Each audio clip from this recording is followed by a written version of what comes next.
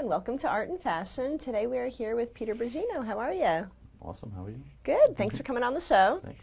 So would you call yourself a painter or an illustrator or?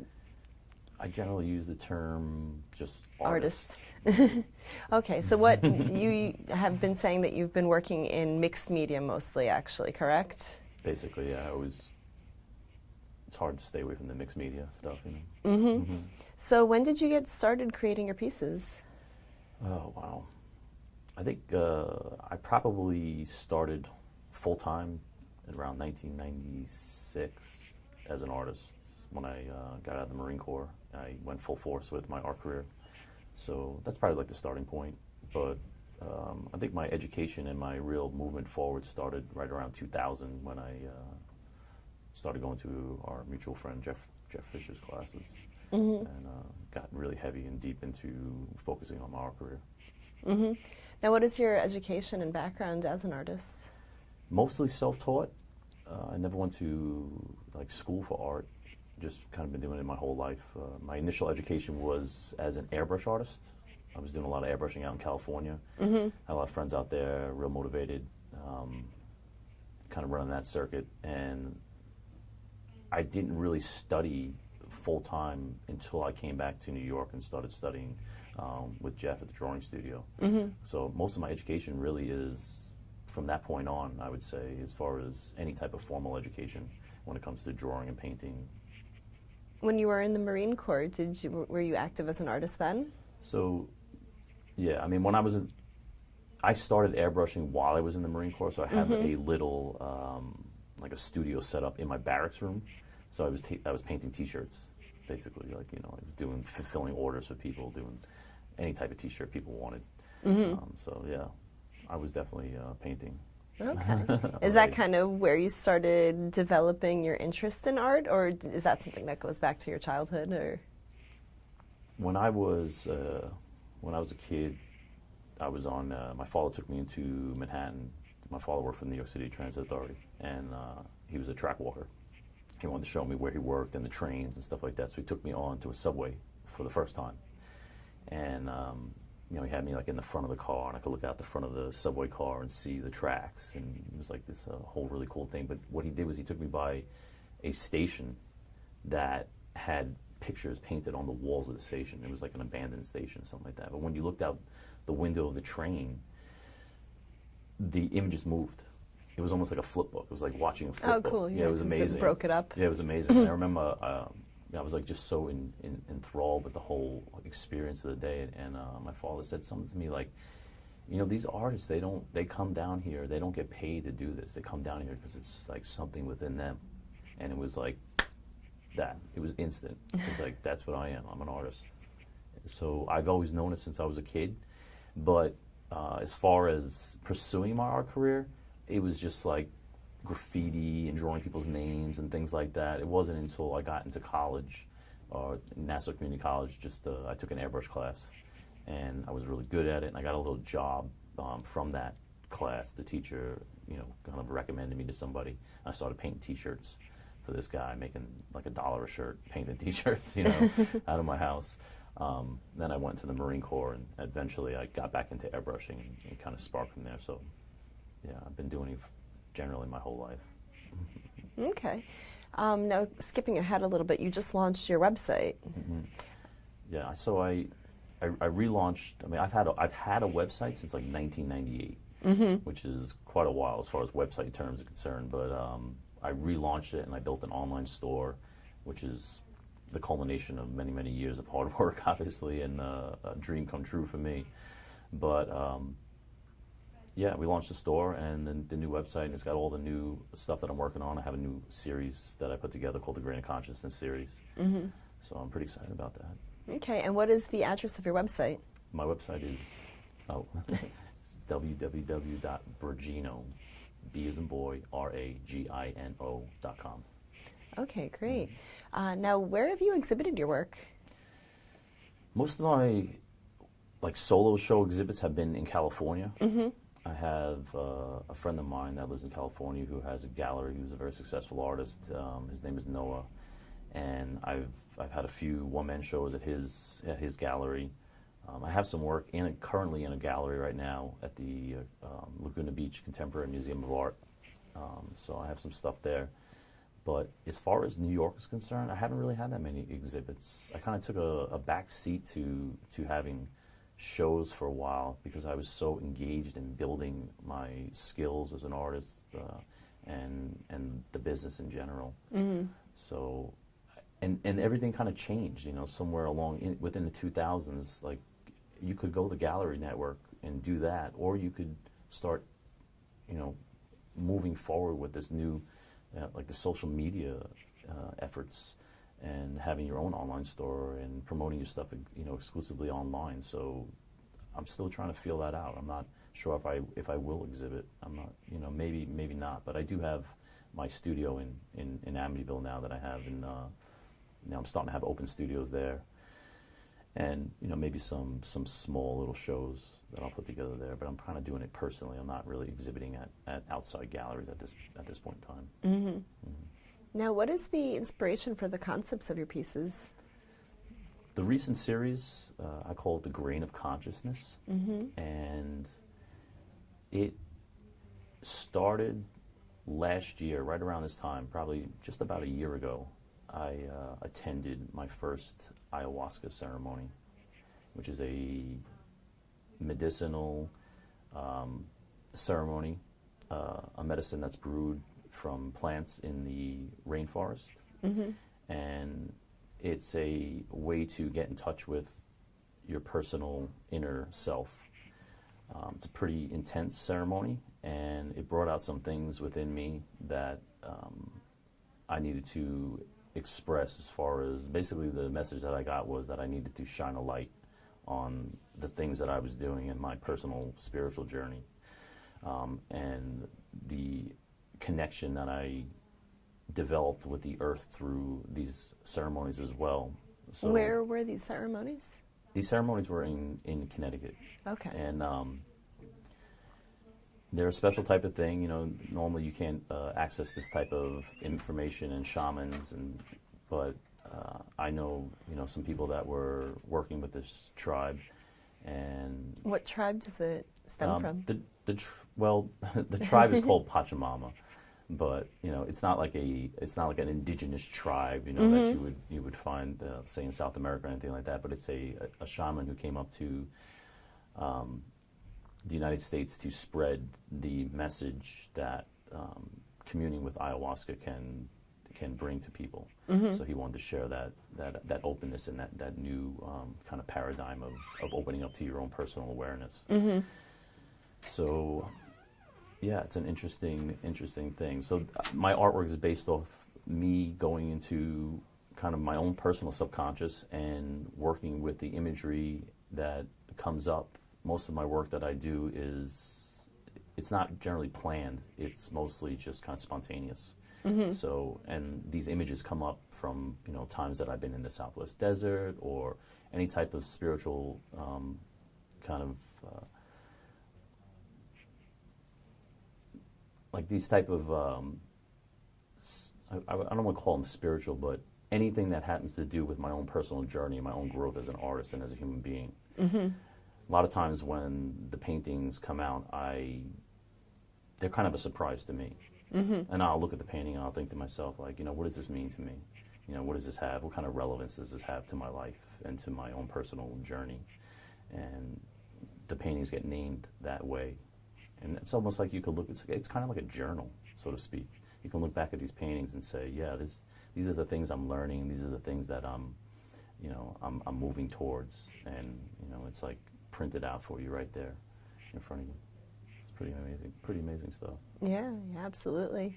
Now, speaking of both the content of the artwork and then the business side of being an artist, I'm guessing definitely that your artwork and the inspiration comes before you even think about the business aspect of it, or do you put any sort of, concepts of sellability or any thoughts of, if the piece is sellable and gearing it towards any sales or kind of production or commissions like that, or is it mostly just first you get inspired, you produce a painting, and then you put what you have been inspired by and created and journaled out there? Mm-hmm.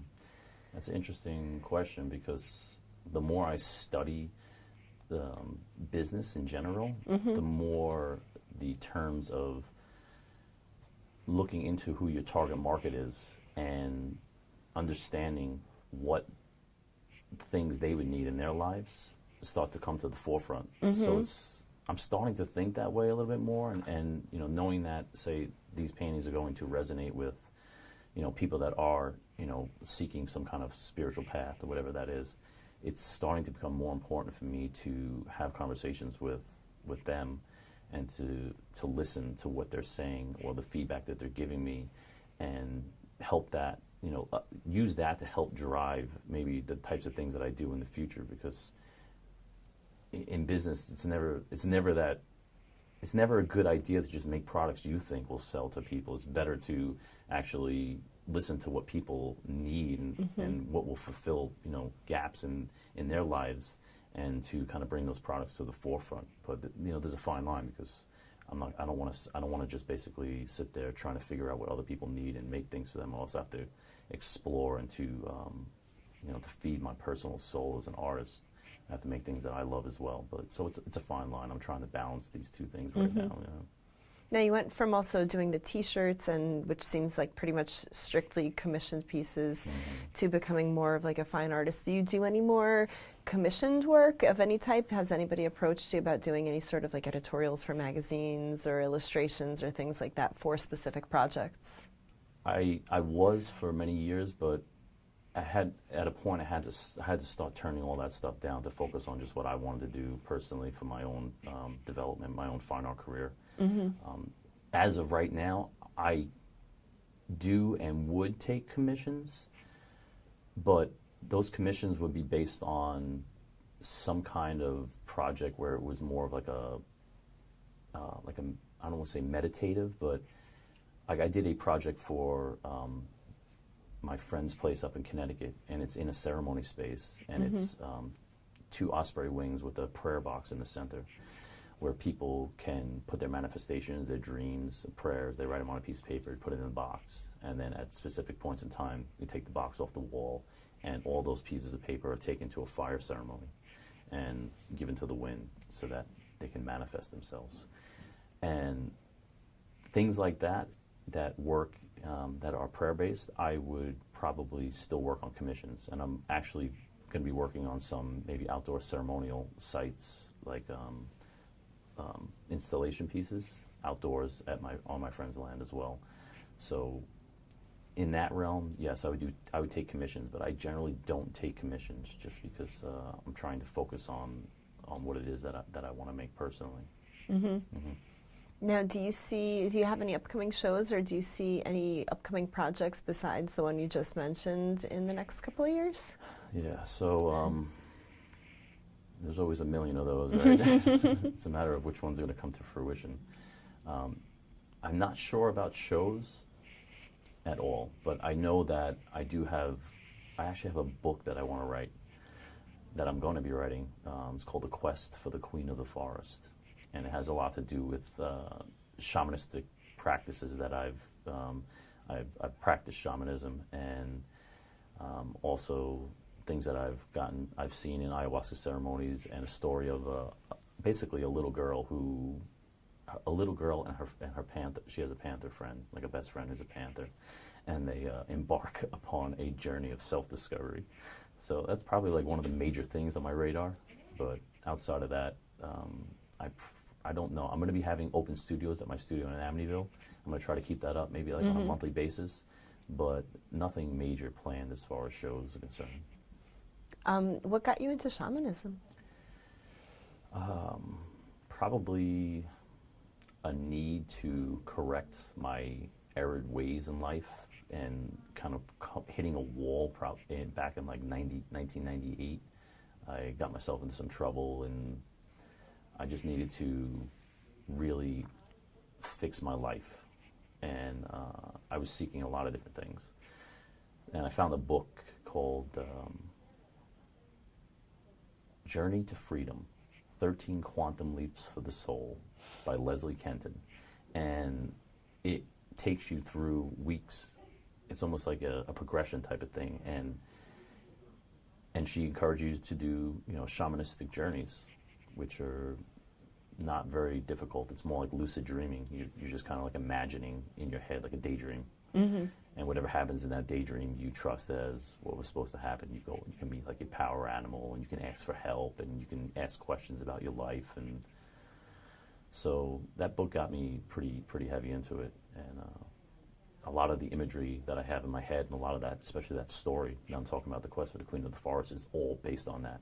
It all happened there. Mm-hmm. So it's interesting. It's like like when you wake up in the middle of the night, or you remember a dream, or you wake up in the morning, you slightly remember a dream, but then you forget it. Well, with shamanism, the dreams that you have, you remember constantly. You don't forget those dreams. Yeah. Especially since you're journaling or writing about them right afterwards. That's part of the process. So, these things stick with you and they become almost reality. Do you plan on incorporating any ritualistic aspects into your open studios? I am, actually. Funny you mentioned that. You're reading my mind.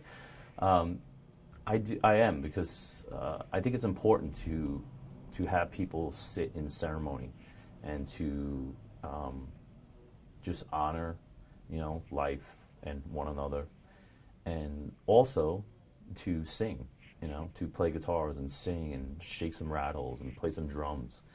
I think, we've gotten away from those simple things that can bind us so intensely to one another.